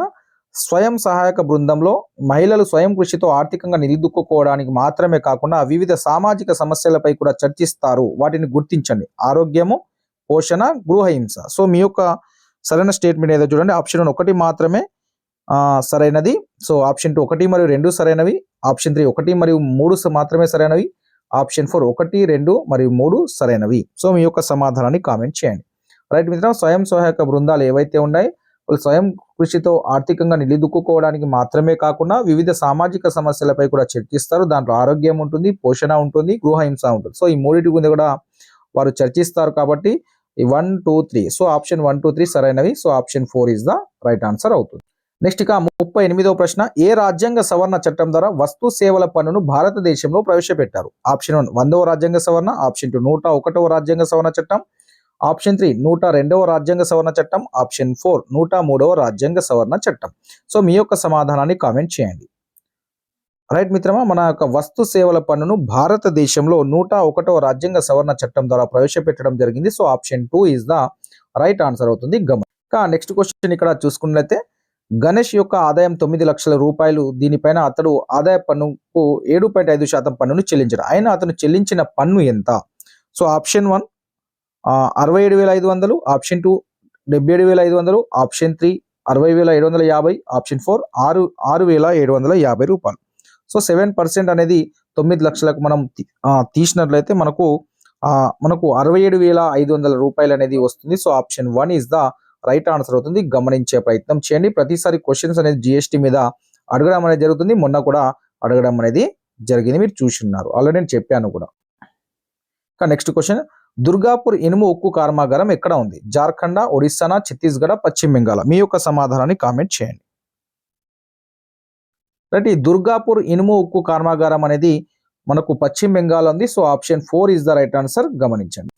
41వ ప్రశ్న, క్రింది వాక్యాలను పరిశీలించండి. స్టేట్మెంట్ 1, సాంఘిక శాస్త్రం పాఠశాల స్థాయిలో బాలబాలికల కోసం నిర్దేశించబడింది. స్టేట్మెంట్ 2, సామాజిక శాస్త్రాలు ఉన్నత స్థాయి విద్యకు వయోజనులకు నిర్దేశించబడినవి. సో ఈ మెథడ్స్ కి సంబంధించినటువంటి ప్రశ్నలు జాగ్రత్తగా మీ యొక్క సమాధానాన్ని కామెంట్ చేయండి. స్టేట్మెంట్ 1 చూడండి, సాంఘిక శాస్త్ర పాఠశాల స్థాయిలో బాలబాలికల కోసం నిర్దేశించబడింది, కరెక్టే. స్టేట్మెంట్ 2, సామాజిక శాస్త్రాలు ఉన్నత స్థాయి విద్యకు వయోజనులకు నిర్దేశించబడినవి, ఇది కరెక్టే. సో మనకు రెండు సరైనవి స్టేట్మెంట్లే కాబట్టి option 3 is the right answer అవుతుంది. గమనించండి. ఈ క్వశ్చన్ ఒకసారి గమనించండి. క్రింది వాక్యాలను సరైన వాటిని గుర్తించండి. స్టేట్మెంట్ 1, బెథమెట్రిక్ భూపటాలు సముద్రం లోతును సూచిస్తాయి. వెజిటేషన్ భూపటాలు వివిధ పంటల విస్తరణను సూచిస్తాయి. ఎథినోగ్రాఫికల్ భూపటాలు వివిధ మానవ జాతులను సూచిస్తాయి. సో ఆప్షన్ 1 మరియు 2 సరైనవి, ఆప్షన్ 2 1, 3 మాత్రమే సరైనవి, ఆప్షన్ 3 2, 3 మాత్రమే సరైనవి, ఆప్షన్ 4 1 మరియు 2 మరియు 3 సరైనవి. మీ యొక్క సమాధానాన్ని కామెంట్ చేయండి. రైట్ మిత్రమా, ఇక్కడ అన్ని సమాధానాలు కరెక్టే. సో బెథమెట్రిక్ భూపటాలు సముద్రం లోతును సూచిస్తాయి, కరెక్టే. వెజిటేషన్ భూపటాలు పంటల విస్తరణను సూచిస్తాయి. ఎథినోగ్రాఫికల్ భూపటాలు ఏమో మానవ జాతులను సూచిస్తాయి. 3 కరెక్టే కాబట్టి option 4 is the right answer అవుతుంది. నెక్స్ట్ ఇక మనము 10th క్లాస్ సోషల్లో ఉన్నటువంటి క్వశ్చన్స్ని ఒకసారి మనం పరిశీలించే ప్రయత్నం చేద్దాం. చూడండి, ఆ సోషల్కి సంబంధించినటువంటి 10th క్లాస్ సోషల్కి సంబంధించినటువంటి మొదటి ప్రశ్న, 20వ శతాబ్దాన్ని తీవ్ర సంచలన యుగంగా పేర్కొన్నవారు ఎవరు? Option Woodrow Wilson, option 2 Eric Hobsbawm, option 3 Roosevelt, అదేవిధంగా ఆప్షన్ 4 వచ్చేసరికి జార్జ్ ఆర్వెల్. మీ యొక్క సమాధానాన్ని కామెంట్ చేయండి. 20వ శతాబ్దాన్ని తీవ్ర సంచలనాల యుగంగా పేర్కొన్న వారు ఎవరు అంటే మనకు ఎరిక్ హబ్ వారు ఈ యొక్క స్టేట్మెంట్ని ఇవ్వడం జరిగింది. సో 20వ శతాబ్దాన్ని తీవ్ర సంచలన యుగంగా పేర్కొన్నది ఎరిక్ హబ్స్పాన్. సో మీరు తప్పకుండా ప్రతి ఒక్కరూ దీన్ని గుర్తుంచుకునే ప్రయత్నం చేయండి. నెక్స్ట్ క్వశ్చన్ ఇక్కడ చూసుకున్నట్లయితే మిత్రమా, క్రింది వాక్యాలను పరిశీలించండి. ఆప్షన్, వర్సెల్స్ ఒప్పందం 1815 సంవత్సరంలో జరిగింది. స్టేట్మెంట్ 2, వియన్నా సమావేశం 1119లో జరిగింది. ఆప్షన్ 1 1 మాత్రమే సరైనది, ఆప్షన్ 2 2 మాత్రమే సరైనది, ఆప్షన్ 3 1 మరియు 2 సరైనవి, ఆప్షన్ 4 1 మరియు 2 సరికావు. సో మీ యొక్క సమాధానాన్ని కామెంట్ చేయండి. సరే, ఒకసారి స్టేట్మెంట్ చూడండి మిత్రమా. వర్సెల్స్ ఒప్పందం అనేది 1815లో జరగలేదు. సో ఇక్కడ చూసుకున్నట్లయితే మనకు మొదటి ప్రపంచ యుద్ధం తర్వాత మనకు 1919లో మనకు వర్సెల్స్ ఒప్పందం అనేది జరిగింది మొదటి ప్రపంచ యుద్ధం తర్వాత, కాబట్టి ఇది రాంగ్ స్టేట్మెంట్. నెక్స్ట్ ఇక్కడ వియన్నా సమావేశం అనేది 1815లో మనకు వాటర్ల యుద్ధం తర్వాత జరిగింది, కాబట్టి ఇది కూడా రాంగ్ స్టేట్మెంట్. 1919 ఉంది. సో మనకు ఎప్పుడు జరిగింది వియన్నా సమావేశం అంటే 1815లో ఏమో వియన్నా సమావేశం జరిగింది. ఎప్పుడు, ఏ యుద్ధం తర్వాత? మనకు వాటర్ల యుద్ధం తర్వాత ఈ 1815లో వియన్నా సమావేశం జరిగింది. సో వర్సెల్స్ ఒప్పందం అనేది మనకు 1919లో జరిగింది. ఎందుకు, ఎప్పుడంటే మొదటి ప్రపంచ యుద్ధం అయిన తర్వాత ఈ యొక్క వర్సెల్స్ ఒప్పందం అనేది జరిగింది. సో ఈ రెండు స్టేట్మెంట్లు సరికావు కాబట్టి సో మనకు option 4 is the right answer. 1 or 2 సరికావు. సో జాగ్రత్తగా గుర్తుంచుకోండి మిత్రమా. నెక్స్ట్ ఇక మూడవ ప్రశ్న, 1923 కాలంలో ఇటలీలో ఏర్పడినటువంటి దురహంకారపూరిత జాతీయవాదము. Option 1 Nazism, option 2 fascism, option 3 సామ్యవాదం, ఆప్షన్ 4 క్యాపిటలిజం. సో మీ యొక్క సమాధానాన్ని కామెంట్ చేయండి. 1923 కాలంలో ఇటలీలో ఏర్పడినటువంటి దురహంకారపూరిత జాతీయవాదాన్ని మనం ఫాసిజం అంటాము, fascism. So option 2 is the right answer అవుతుంది. గమనించండి. నెక్స్ట్ క్వశ్చన్ చూసుకున్నట్లయితే ఇక్కడ త్రిరాజ్య సంధి కుదుర్చుకున్న దేశాలను గుర్తించాలి. చూడండి, 1 జర్మనీ ఇచ్చారు, 2 ఫ్రాన్స్, 3 ఇటలీ, 4 ఆస్ట్రేలియా, 5 ఏమో రష్యా. ఆప్షన్ 1 చూడండి, 1, 2, 3 మాత్రమే సరైనవి. ఆప్షన్ 2 1, 3, 4 మాత్రమే సరైనవి. ఆప్షన్ 3 1, 2, 3, 4 మాత్రమే సరైనవి. ఆప్షన్ 4 1, 2, 3, 4, 5 సరైనవి. సో మీ యొక్క సమాధానాన్ని కామెంట్ చేయండి. రైట్ మిత్రమా, త్రిరాజ్య సంధిని కుదుర్చుకున్న దేశాలు, త్రిరాజ్య అంటే 3 మాత్రమే ఉంటాయి, 3 దేశాలు. సో దాన్ని గుర్తుంచుకోండి. సో దీంట్లో 3 మాత్రమే మనకు సరైనవి ఉంటాయి. అవి ఏందనేది ఫస్ట్ చూద్దాం. చూసుకున్నట్లయితే మిత్రమా, ఇక్కడ జర్మనీ అనేది ఒకటి, నెక్స్ట్ అదేవిధంగా ఇటలీ అనేది, అదేవిధంగా ఆస్ట్రియా, ఈ 3 మాత్రమే ఆ త్రిరాజ్య సంధిని కుదుర్చుకున్నటువంటి దేశాలు. త్రిరాజ్య సంధిని కుదుర్చుకున్న దేశాలు 3, 3 అంటే 3. సో దాంట్లో 1 జర్మనీ, ఇటలీ, ఆస్ట్రియా. సో దాన్ని మనం గుర్తుంచుకునే ప్రయత్నం చేయాలి. త్రిరాజ్య అంటే 3 దేశాలు, 3 రాజ్యాలు. సో ఆ 3 దేశాల పేర్లు ఏంటి? Germany, Italy, Austria. సో వాటిని గుర్తుంచుకునే ప్రయత్నం చేయండి. కాబట్టి మనకు ఈ యొక్క ఆప్షన్ లో సరైనది మనకు 1, 3, 4 సరైనది కాబట్టి so option 2 is the right answer అవుతుంది. గమనించండి. ప్రతిసారి టెట్ అండ్ డిఎస్ లో పేపర్ 2 వారికి ఈ ప్రపంచ యుద్ధాలకు సంబంధించి కంపల్సరీ క్వశ్చన్స్ అనేది ఉంటాయి, జాగ్రత్తగా గుర్తుంచుకోండి. మొదటి ప్రపంచ యుద్ధం జరగడానికి గల తక్షణ కారణం ఏంటి? ఆప్షన్ 1 జర్మనీ సైన్యాలు అమెరికాకు చెందిన వ్యాపారాన్ని ఒక లుసేటినియాను ముంచడము. ఆప్షన్ 2 రష్యాలో జరిగిన అంతర్గత విప్లవము. ఆప్షన్ 3 జర్మనీ పొలాండ్పై దాడి చేయడము. ఆప్షన్ 4 ఆస్ట్రియాకు చెందిన రాజకుమారుడు ఆర్చ్ డ్యూక్ ఫ్రాంజ్ ఫెర్డినాండ్ ను ఒక బోస్నియాన్ సెర్బ్ హత్య చేయడము. సో మీ యొక్క సమాధానాన్ని కామెంట్ చేయండి.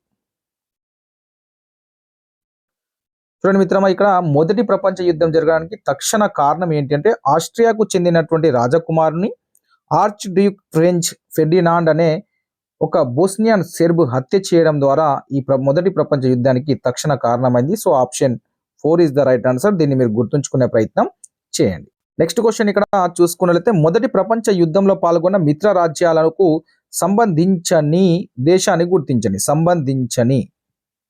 Option 1 England, option 2 France, option 3 Austria, option 4 Serbia. మీ యొక్క సమాధానాన్ని కామెంట్ చేయండి. మొదటి ప్రపంచ యుద్ధంలో పాల్గొన్న మిత్ర రాజ్యాలకు సంబంధించని అంటే సరికానిది. అంటే మిత్ర రాజ్యాలకు సంబంధించింది ఏది ఉంది దీంట్లో? మనకి ఇంగ్లాండ్ అనేది మిత్ర రాజ్యమే, ఫ్రాన్స్ మిత్ర రాజ్యంగా ఉంది, సెర్బియా మిత్ర రాజ్యంగా ఉంది. సో లేనిది ఏంటి అంటే Australia. So option 3 is the right answer అవుతుంది.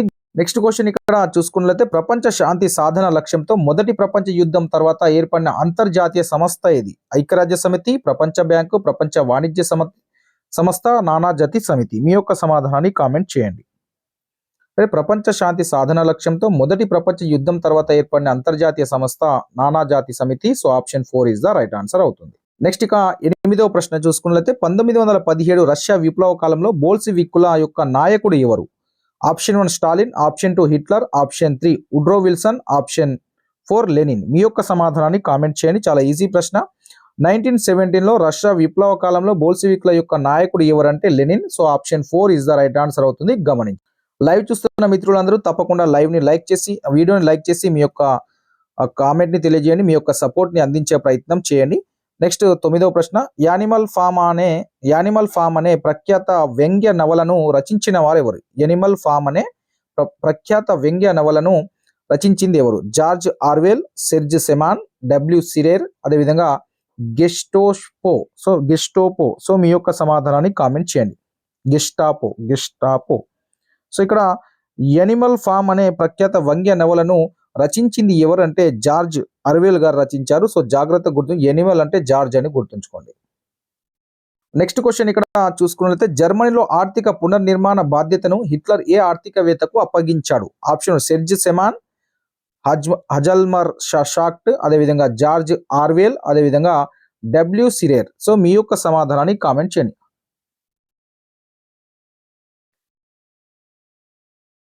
రైట్ మిత్రమా, ఇక్కడ జర్మనీలో ఆర్థిక పునర్నిర్మాణ బాధ్యతను హిట్లర్ ఏ ఆర్థికవేత్తకు అందించారంటే హజాల్మార్ షాక్ట్కు అందించారు. So Germany హజాల్మార్. సో దాన్ని మీరు గుర్తుంచుకునే ప్రయత్నం చేయండి మిత్రమా. లేకుంటే హిట్లర్ సో ఆ విధంగా కూడా గుర్తుంచుకోండి. హిట్లర్లో హీ ఉంది, అదేవిధంగా హజాల్మార్లో ఉంది. సో ఈ రెండింటిని మీరు టాలీ చేసుకుని ఆన్సర్ చేసే ప్రయత్నం.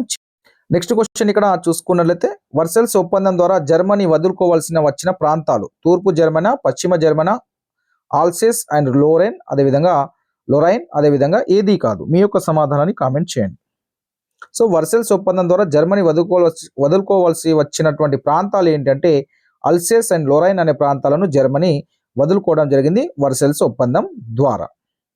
నెక్స్ట్ క్వశ్చన్ చూసుకున్నట్లయితే రెండవ ప్రపంచ యుద్ధంలో పాల్గొన్న అక్షరాజ్యాలను గుర్తించండి. రెండవ ప్రపంచ యుద్ధంలో పాల్గొన్న అక్షరాజ్యాలను గుర్తించండి. సో ఆప్షన్ ఏ చూడండి Germany, option B Japan, option C Russia, option D Italy. So దీంట్లో ఏవి సరైనదో దాంట్లో గుర్తించాలి.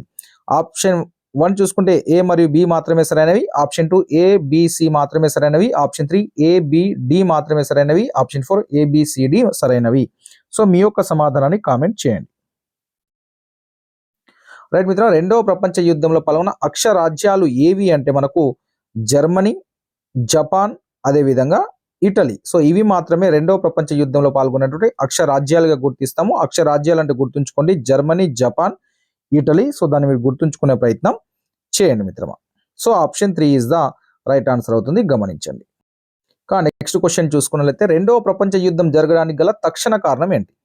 ఆప్షన్ 1 జపాన్ అమెరికాలోని పెర్ల్ హార్బర్ పై దాడి చేయడం, ఆప్షన్ 2 హిట్లర్ రష్యాపై దండెత్తాలని నిర్ణయించుకోవడం, ఆప్షన్ 3 జర్మనీ ప్రాంతాలైన ఆల్సేస్ లొరైన్ ప్రాంతాలను మిత్ర రాజ్యాలను ఆక్రమించడం, ఆప్షన్ 4 హిట్లర్ పొలాన్ యొక్క డాన్జింగ్ ఓడరేవును ఆక్రమించడం. సో మీ యొక్క సమాధానాన్ని కామెంట్ చేయండి.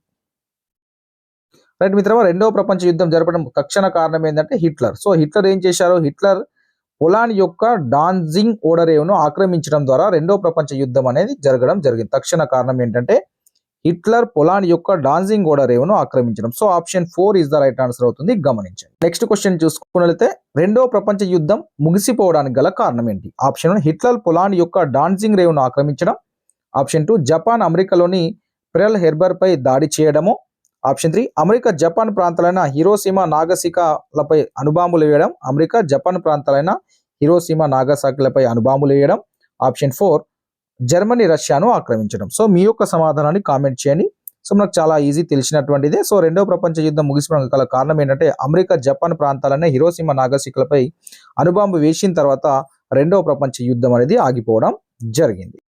నెక్స్ట్ క్వశ్చన్ ఇక్కడ చూసుకున్నట్లయితే ప్రపంచ యుద్ధాలకు సంబంధించి క్రింది వాక్యాలను పరిశీలించండి. ఆప్షన్ 1 మొదటి ప్రపంచ యుద్ధంలో 1 కోటి మంది, రెండవ ప్రపంచ యుద్ధంలో 2 నుండి 2.5 కోట్ల మంది చనిపోయారు. ఆ స్టేట్మెంటు భారతదేశం నుంచి మొదటి ప్రపంచ యుద్ధంలో సుమారు 75,000 మంది, రెండవ ప్రపంచ యుద్ధంలో 87,000 మంది చంపబడ్డారు. సో మీ యొక్క సమాధానం చూడండి. ఆప్షన్ 1 1 మాత్రమే సరైనదా, 2 మాత్రమే సరైనదా, 1 మరియు 2 సరైనవా, 1, 2 సరికావా? మీ యొక్క సమాధానాన్ని కామెంట్ చేయండి. రైట్ మిత్రమా, ప్రపంచ యుద్ధాలకు సంబంధించి చూసుకున్నట్లయితే మొదటి ప్రపంచ యుద్ధంలో 1 కోటి మంది చనిపోయారు, కరెక్టే. రెండవ ప్రపంచ యుద్ధంలో 2 నుంచి 2.5 కోట్లు చనిపోయారు. మొదటి స్టేట్మెంట్ సరైనది. రెండో స్టేట్మెంట్ చూద్దాం. భారతదేశం నుంచి మొదట ప్రపంచ యుద్ధంలో సుమారు 75,000 మంది చంపబడ్డారు, ఇది కరెక్టే. రెండవ ప్రపంచ యుద్ధంలో 87,000 మంది చంపబడ్డారు, ఇది కరెక్టే. సో 2 స్టేట్మెంట్లు కరెక్ట్ గానే ఉన్నాయి కాబట్టి మనకు 1 మరియు 2 సరైనవి కాబట్టి option 3 is the right answer అవుతుంది. నెక్స్ట్ క్వశ్చన్ ఇక్కడ చూసుకున్నట్లయితే ఐక్యరాజ్య సమితికి సంబంధించి 4 సిద్ధాంతాల్లో సరికాని దానిని గుర్తించాలి. ఆప్షన్ 1 ప్రపంచ శాంతిని నెలకొల్పడం, మానవ హక్కులను కాపాడడం, అంతర్జాతీయ చట్టాలను గౌరవించడం, దేశాల అభివృద్ధికి ఆర్థిక వనరులు సమకూర్చడం. సో సరికానిది ఏదో గుర్తించండి. రైట్ మిత్రమా, ఇక్కడ ఐక్యరాజ్య సమితికి సంబంధించి 4 సిద్ధాంతాలు సరికానిది ఏది అంటే సో దేశాల అభివృద్ధికి ఆర్థిక వనరులు అందించడం, సమకూర్చడం అనేది సరికానిది అవుతుంది. So option 4 is the right answer. మిగిలిన 3 ఏవైతే ఉన్నాయి ప్రపంచ శాంతిని నెలకొల్పడం కావచ్చు, మానవ హక్కులను కాపాడడం కావచ్చు, అంతర్జాతీయ చట్టాలను గౌరవించడం కావచ్చు, ఇవి ఐక్యరాజ్య సమితికి సంబంధించినటువంటి సిద్ధాంతాలు. సో 4వది ఏదైతే ఉందో దేశాల అభివృద్ధికి ఆర్థిక వనరులు సమకూర్చడం అనేది ఐక్యరాజ్య సమితికి సంబంధించింది కాదు. నెక్స్ట్ ఇక్కడ చూసుకున్నట్లయితే నైజీరియాలోని నైరుతి భాగంలో ఏ తెగ ప్రజలు అధికంగా నివసిస్తున్నారు? ఆప్షన్ 1 హౌసా పులాని, ఆప్షన్ 2 ఈబో తెగ, ఆప్షన్ 3 ఇన్కా తెగ, ఆప్షన్ 4 యోరూబా తెగ. సో మీ యొక్క సమాధానాన్ని కామెంట్ చేయండి. నైజీరియాలోని నైరుతి భాగంలో ఏ తెగ ప్రజలు అధికంగా నివసిస్తున్నారు అంటే యోరూబా తెగ వారు అధికంగా నివసిస్తున్నారు. Option 4 is the right answer అవుతుంది, గమని. నెక్స్ట్ క్వశ్చన్ ఇక్కడ చూసుకున్నట్లయితే 1944లో మెకాలే మరియు ఎన్ నంది అజికివే కలిసి స్థాపించిన సంఘం ఏది? అజికివే కలిసి స్థాపించిన ఎన్ నంది అజికివే. ఇక్కడ 1940 మెకాలే మరియు ఎన్ నంది అజికివే కలిసి స్థాపించిన సంఘం. ఆప్షన్ 1 నైజీరియా కమేరూన్ల జాతీయ సంఘం. ఆప్షన్ 2 నైజీరియా యువ ఉద్యమం. Option 3 action group. ఆప్షన్ 4 సాంప్రదాయ భావాలతో కూడిన ఉత్తర ప్రజల కాంగ్రెస్. సో మీ యొక్క సమాధానాన్ని కామెంట్ చేయండి. ఇక్కడ 1944 మెకాలే మరియు ఎన్ నంది అజికివే కలిసి స్థాపించిన సంఘం ఏది అంటే నైజీరియా కమేరూన్ల జాతీయ సంఘం. So option 1 is the right answer అవుతుంది. నెక్స్ట్ క్వశ్చన్ ఇక్కడ చూసుకున్నట్లయితే నైజీరియాలోని చమురు కాలుష్యం, పర్యావరణ కాలుష్యంపై పోరాడిన ప్రముఖ మానవ హక్కుల కార్యకర్త మరియు పర్యావరణవాది ఎవరు? Nnamdi Azikiwe, Macaulay. Option 3 Ken Saro Wiwa. Option 4 Robert Mugabe. So మీ యొక్క సమాధానాన్ని కామెంట్ చేయండి.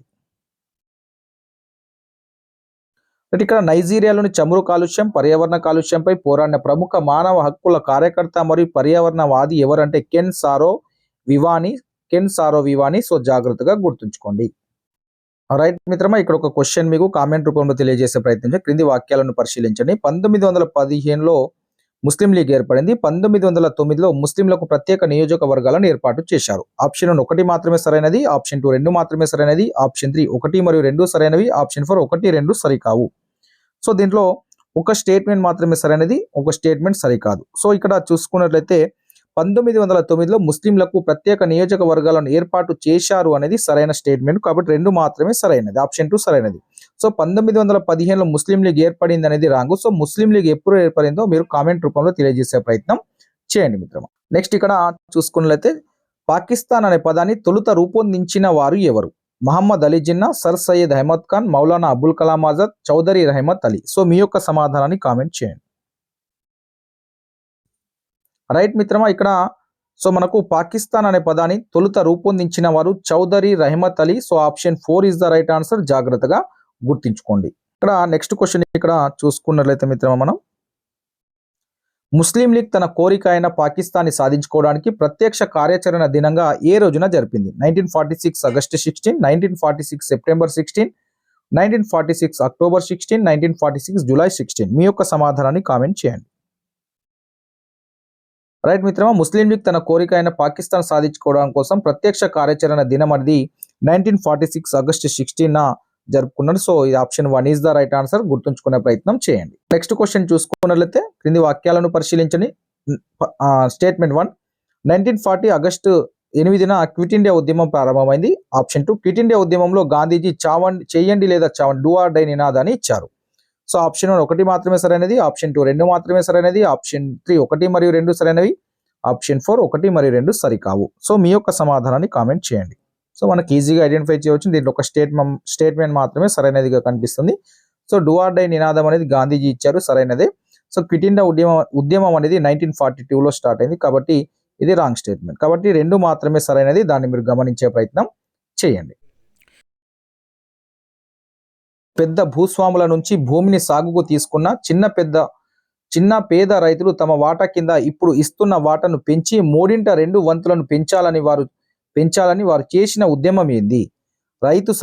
రైతాంగ సాయుధ పోరాటమా, తెబాగా ఉద్యమం, తిన్ కతియా ఉద్యమమా, మోప్లా తిరుగుబాట? సో మీ యొక్క సమాధానాన్ని కామెంట్ చేయండి. సో బెంగాల్లో పెద్ద భూస్వాముల నుంచి భూమిని సాగు తీసుకున్న చిన్న పేద రైతులు వారి వాటాను పెంచాలని చెప్పినటువంటి ఉద్యమమే తెబాగా ఉద్యమం. So option 2 is the right answer అవుతుంది.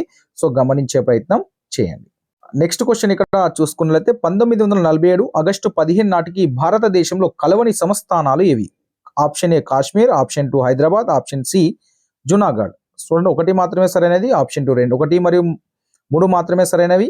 ఆప్షన్ 3 1 మరియు 2 మాత్రమే సరైనవి. ఆప్షన్ 4 1 2 3 సరైనవి. సో మీ యొక్క సమాధానాన్ని కామెంట్ చేయండి. రైట్ మిత్రమా, 1947 ఆగస్టు 15 నాటికి భారతదేశంలో కలవనటువంటి సంస్థలు ఏమి అంటే కాశ్మీర్ ఉంది, హైదరాబాద్ ఉంది, జునాగఢ్. ఈ 3 కూడా అప్పటికి కలవలేదు, కాబట్టి option 4 is the right answer. 1 2 3 కూడా సరైనవే. నెక్స్ట్ క్వశ్చన్ చూసుకోండి. ఇక్కడ గాంధీజీ పైన ఘాతుకం ఏ రోజున జరిగింది? 1948 జనవరి 30. రైట్ మిత్రం, ఇక్కడ చూడండి, గాంధీజీ పైన ఘాతుకం అనేది ఇప్పుడు జరిగింది 1948 డిసెంబర్ 30, 1947 జనవరి 30, 1947 ఆగస్టు 30. మీ యొక్క సమాధానాన్ని కామెంట్ చేయండి. రైట్ మిత్రమా, గాంధీజీ పై ఘాతుకం 1948 జనవరి 30న జరిగింది. So option one is the right answer, జాగ్రత్తగా గమనించి. ఇక నెక్స్ట్ క్వశ్చన్ ఇక్కడ చూసుకున్నట్లయితే 1940లో అఖిల భారత షెడ్యూల్ తెగల సమాఖ్య అనే కొత్త పార్టీని ఎవరు స్థాపించారు? MN Roy, option 2 BS Venkatrao, option 3 Bhagyareddy Varma, option 4 doctor BR Ambedkar. So మీ యొక్క సమాధానాన్ని కామెంట్ చేయండి. రైట్ మిత్రమా, ఇక్కడ 1942 అఖిల భారత షెడ్యూల్ తెగల సమాఖ్య అనే కొత్త పార్టీని డాక్టర్ బిఆర్ అంబేద్కర్ రూపొందించారు. So option 4 is the right answer అవుతుంది, గమని. ఇక నెక్స్ట్ క్వశ్చన్ ఇక్కడ చూసుకున్నట్లయితే క్రింది వాక్యాలను పరిశీలించండి. భారత రాజ్యాంగంను 1950 జనవరి 26న ఆమోదించారు. సో స్టేట్మెంట్ 2 చూడండి. రాజ్యాంగం మొదట అమల్లోకి వచ్చినప్పుడు రాజ్యాంగంలో 395 అధికరణాలు, 8 షెడ్యూళ్లు ఉన్నాయి. ఆప్షన్ 1 ఒకటి మాత్రమే సరైనది, ఆప్షన్ 2 2 మాత్రమే సరైనది, ఆప్షన్ 3 1 మరియు 2 సరైనవి, ఆప్షన్ 4 1 మరియు 2 సరికావు. సో మీ యొక్క సమాధానాన్ని కామెంట్ చేయండి. రైట్ మిత్రమే, ఫస్ట్ స్టేట్మెంట్ చూడండి. భారత రాజ్యాంగంలో 1950 అని ఇచ్చారు, 1949 సో నవంబర్ 26 రోజు ఆమోదించారు. సో ఇది రాంగ్ స్టేట్మెంట్, అది కాబట్టి ఇది కాదు మనకు. సో ఆ రాజ్యాంగం మొదట అమలుకు వచ్చినప్పుడు రాజ్యాంగంలో 395 అధికరణలు, 8 షెడ్యూల్ ఉండే. సో ఇది మనకు సరైన స్టేట్మెంట్ అవుతుంది, కాబట్టి మనకు ఆ 2 మాత్రమే సరైనది. So option 2 is the right answer అవుతుంది, గమనించండి. నెక్స్ట్ ఇక చూసుకున్నట్లయితే భారతదేశానికి ఏ తరహా ప్రభుత్వానికి రాజ్యాంగం భారత పౌరులకు అందించింది? అధ్యక్ష తరహాన, పార్లమెంటరీ తరహాన, రాచరికన, మిశ్రమ తరహాన. సో మీ అందరికీ తెలిసినటువంటి ఆన్సర్ చేయండి. సో భారతదేశానికి మనకు పార్లమెంటరీ తరహా ప్రభుత్వం అందించడం జరిగింది. So option 2 is the right answer. Next question.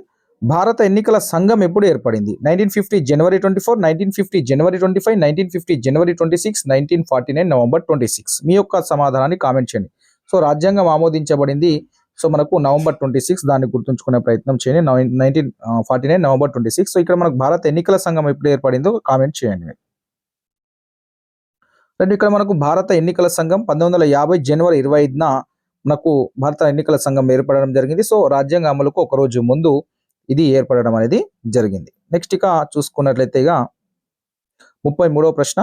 రాజ్యాంగంలోని ఏ నిబంధన ప్రకారం కేంద్ర ఎన్నికల సంఘం రాష్ట్రపతి గవర్నర్ అనుమతితో కేంద్ర రాష్ట్ర ప్రభుత్వ సిబ్బందిని ఎన్నికల నిర్వహణ కోసం తీసుకుంటుంది?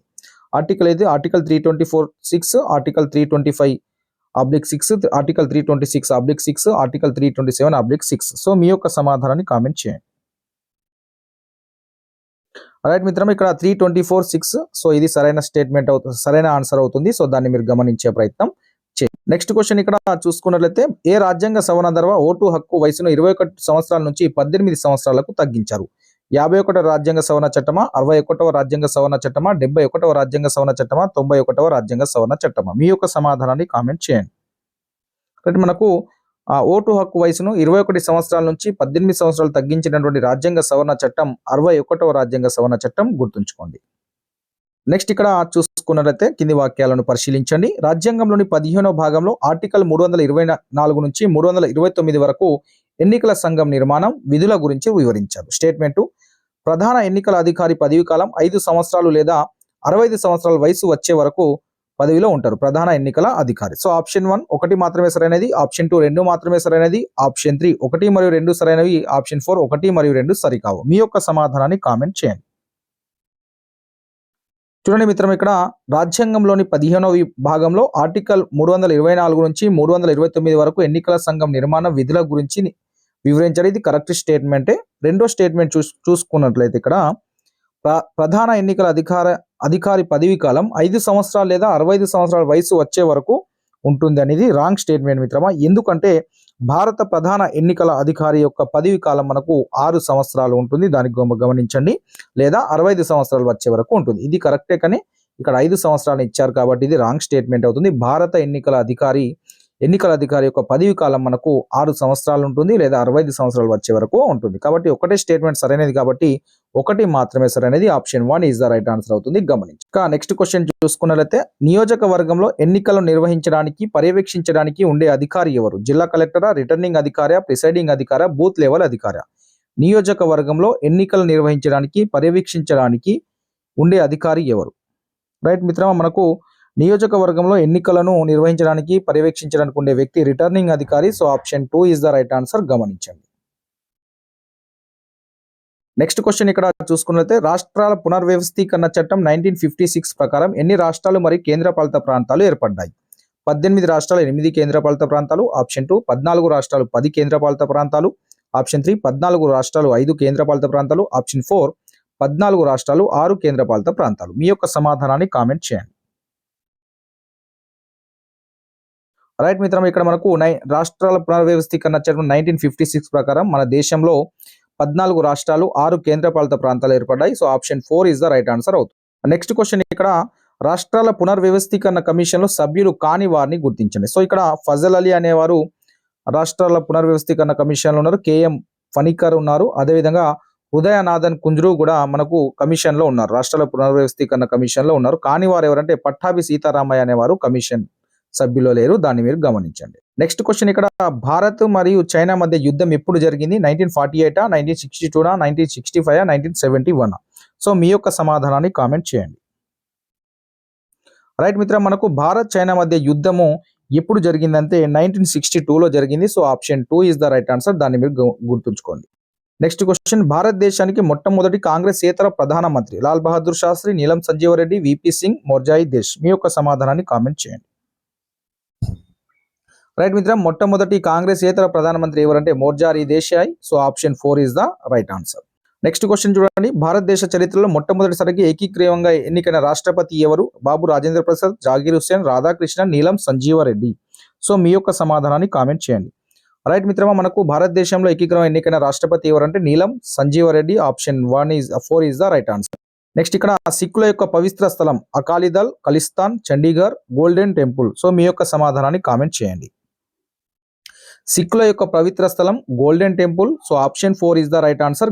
నెక్స్ట్ క్వశ్చన్, భారతదేశంలో టెలికాం విప్లవాన్ని తీసుకువచ్చిన ప్రధానమంత్రి ఎవరు? గత పేపర్ 1, పేపర్ 2 వారికి డిఎస్సిలో ఈ ప్రశ్న రావడం జరిగింది. శ్రీమతి ఇందిరాగాంధీ, రాజీవ్ గాంధీ, పివి నరసింహారావు, మన్మోహన్ సింగ్. సో మీ యొక్క సమాధానాన్ని కామెంట్ చేయండి. మన గత డిఎస్సి 2024 ప్రశ్న రావడం జరిగింది. సో టెలికాం విప్లవం తీసుకొచ్చిన ప్రధానమంత్రి Rajiv Gandhi. So option 2 is the right answer, గమనించండి. నెక్స్ట్ క్వశ్చన్, ఇక్కడ చూసుకున్నట్లయితే 1989లో జాతీయ స్థాయిలో ఏర్పడిన సంకీర్ణ ప్రభుత్వానికి నాయకత్వం వహించింది ఎవరు? Morarji Desai, PV Narasimha Rao, VP Singh, Lal Bahadur Shastri. So మీ యొక్క సమాధానాన్ని కామెంట్ చేయండి. 1989 జాతీయ స్థాయిలో ఏర్పడిన సంకీర్ణ ప్రభుత్వాన్ని నాయకత్వం వహించింది విపి సింగ్. సో దాన్ని మీరు గమనించే ప్రయత్నం చేయండి. విపి సింగ్ అనేది గుర్తుంచుకోండి, విపి సింగ్. నెక్స్ట్ క్వశ్చన్, మండల కమిషన్ ఎంత శాతం రిజర్వేషన్లను ఇతర వెనుకబడిన తరగతులకు ఉండాలని సిఫార్సు చేసింది? 15%, 7.5, 35%, 27%. మీ యొక్క సమాధానాన్ని కామెంట్ చేయండి. రైట్, ఇక్కడ మండల కమిషన్ మీరు రిజర్వేషన్ అనగానే 15% అని పెట్టారు. సో మనకు ఆ వెనుకబడిన వారి కోసం మండల కమిషన్ అనేది 27% సిఫార్సు చేయడం జరిగింది. So option 4 is the right. Next question, ఐక్యరాజ్య సమితి భద్రతా మండలిలో విటో అధికారం లేని దేశాన్ని గుర్తించండి. అమెరికానా, జర్మనా, ఫ్రాన్సా, చైనానా? మీ యొక్క సమాధానాన్ని కామెంట్ చేయండి. రైట్, ఇక్కడ అమెరికాకు ఉంది, ఫ్రాన్స్కి ఉంది, చైనాకు ఉంది వీటో అధికారం, కానీ జర్మనీకి లేదు. So option 2 is the right answer, గమనించండి. నెక్స్ట్ క్వశ్చన్ చూడండి, ఇక్కడ నాటో అనగా ఉత్తర ఆర్కిటిక్ సంధి వ్యవస్థ, ఉత్తర అలస్కా సంధి వ్యవస్థ, ఉత్తర అమెరికా సంధి వ్యవస్థ, ఉత్తర అట్లాంటిక్ సంధి వ్యవస్థ. ఈ ప్రశ్న కూడా గత డిఎస్సిలో రావడం జరిగింది మిత్రమా. రైట్, ఇక్కడ నాటో అంటే ఉత్తర అట్లాంటిక్ సంధి వ్యవస్థ అవుతుంది. సో నార్త్ అట్లాంటిక్ ట్రిటిషన్ ఆర్గనైజేషన్ అవుతుంది. సో ఇక్కడ చూసుకున్నట్లయితే మనకు option 4 is the right answer అవుతుంది, గమనించండి. నెక్స్ట్ క్వశ్చన్ చూసుకున్నట్లయితే పంచశీల ఒప్పందంపై ఇండియా మరియు చైనా దేశాలు ఎప్పుడు సంతకాలు చేశాయి? 1954 జనవరి 29, 1954 ఫిబ్రవరి 29, 1954 మార్చి 29, 1954 ఏప్రిల్ 29. మీ యొక్క సమాధానాన్ని కామెంట్ చేయండి. రైట్, మనకు పంచశీల ఒప్పందంపై ఇండియా మరియు చైనా దేశాలు 1954 ఏప్రిల్ 29 నాడు మనకు సంతకం చేయడం జరిగింది. So option 4 is the right answer మిత్రమా. రైట్ మిత్రమా, ఇది 9th class and 10th class సంబంధించినటువంటి టోటల్ 100 క్వశ్చన్స్ అయితే మనం అయిపోయినాయి కంప్లీట్గా. మీరందరూ తప్పకుండా లైక్ చేసి మీ యొక్క సపోర్ట్ అందించండి. నెక్స్ట్ మీకు మరిన్ని లైవ్ గ్రాండ్ టెస్ట్లు మీకు డైలీ అందిస్తూ ఉంటాను 8 PM 9 PMకి. సో మీరే తప్పకుండా ఇంత బిజీ షెడ్యూల్లో కూడా మీకు అందించే ప్రయత్నం, ఎందుకంటే మీకు ఎగ్జామ్స్ ఉన్నాయి. సో మీకు రివిజన్ అవుతుందనే ఉద్దేశంతో ఈ వీడియోస్ చేయడం అనేది జరుగుతుంది. చాలా రిస్క్ తీసుకొని, టైం తీసుకొని. సో మీ యొక్క కష్టాన్ని గుర్తించి మీరు తప్పకుండా మీ యొక్క అభిప్రాయాన్ని కూడా తెలియజేయండి, మీ యొక్క సపోర్ట్ని కూడా అందించే ప్రయత్నం చేయండి. Thank you so much.